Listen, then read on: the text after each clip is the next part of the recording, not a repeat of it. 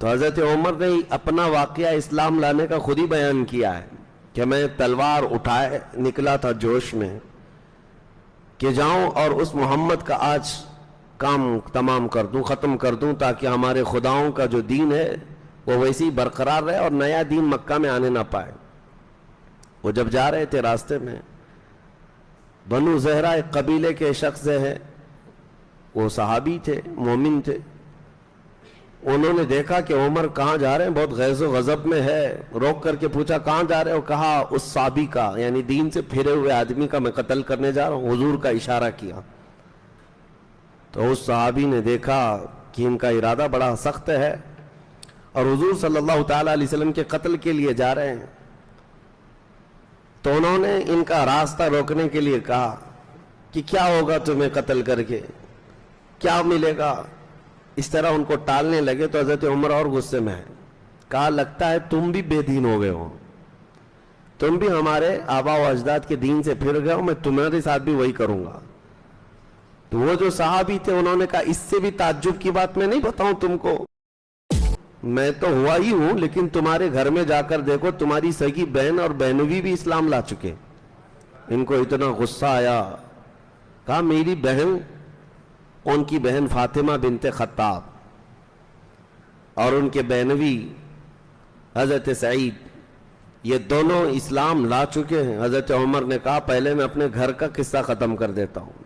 آئے تو اپنی بہن کے گھر، تو اس وقت ایک صحابی حضرت خباب، وہ ان کو قرآن پڑھا رہے تھے، یعنی حضرت عمر کی بہن اور بہنوی کو اندر قرآن پڑھا رہے تھے، حضرت عمر باہر کھڑے ہو کر سن رہے تھے۔ زور زور سے دروازہ پیٹنا شروع کر دیا، بہن ڈر گئی اور بہنوی بھی ڈر گئے کہ عمر آئے، تو حضرت خباب کو پردے میں اندر چھپا دیا اور دروازہ زور سے کھولا۔ اندر جاتے ہی حضرت عمر کا جوش یہ تھا، کہا کہ یہ کیا ہو رہا ہے، تم لوگ دین اسلام میں آ گئے ہو، ہمارے آبا و اجداد کا دین چھوڑ چکے ہو، آؤ دیکھا نہ تاؤ، مارنا شروع کیا، اپنے بہنوی کو اتنا مارا، وہ بیچ بچاؤ کے لیے بہن آئی تو ان کو بھی مارا، ناک پھٹ گئی، مار مار کر کے زخمی کر دیا بہن کو بھی اور بہنوی کو۔ خود کو ترس آیا بعد میں کہ میں اپنی سگی بہن کو مارا اتنا۔ اس کے بعد تھک کر کے بیٹھے، پھر اٹھایا دونوں کو، کہا میرے آنے سے پہلے دروازے میں سن رہا تھا کوئی کلام یہاں پڑھ رہا تھا، کوئی کلام تم لوگ پڑھ رہے تھے، سن رہے تھے، وہ کلام کیا ہے سناؤ مجھ کو۔ ابھی حضرت عمر اتنا کہہ رہے تھے کہ وہ حضرت خباب جو پردے میں چھپے تھے باہر آ گئے، کہا میں سناتا ہوں۔ حضرت عمر نے کہا تم یہاں کیسے؟ کہا جو کلام تم سن رہے تھے وہ میں ہی پڑھ رہا تھا۔ پھر حضرت خباب نے قرآن کی آیتیں تلاوت کرنی شروع کی۔ قرآن کی آیتیں جب صحابہ پڑھتے تھے تو ایسا اثر ہوتا تھا کہ پتھر بھی ہل جائے۔ حضرت عمر سنتے گئے سنتے گئے سنتے گئے، اس کے بعد اٹھ جاتے ہیں اور کہتے ہیں میں اس محمد صلی اللہ علیہ وسلم سے ملاقات کر کے آؤں گا۔ ان کی بہن اور بہنوی دونوں، تھوڑا سا ان کو خوشی اس بات کی حاصل ہوئی کہ عمر کا دماغ تبدیل ہوتا ہوا نظر آ رہا ہے۔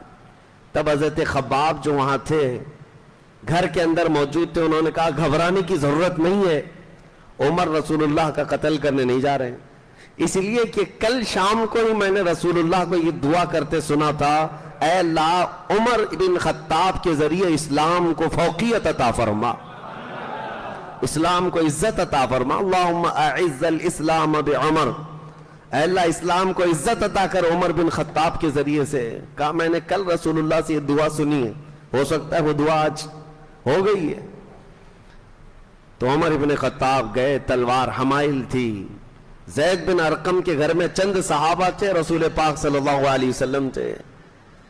جیسے ہی صحابہ نے آتے ہوئے دیکھا سب کھڑے ہو گئے، کہا عمر بن خطاب آ رہے ہیں اور ساتھ میں تلوار بھی ہے۔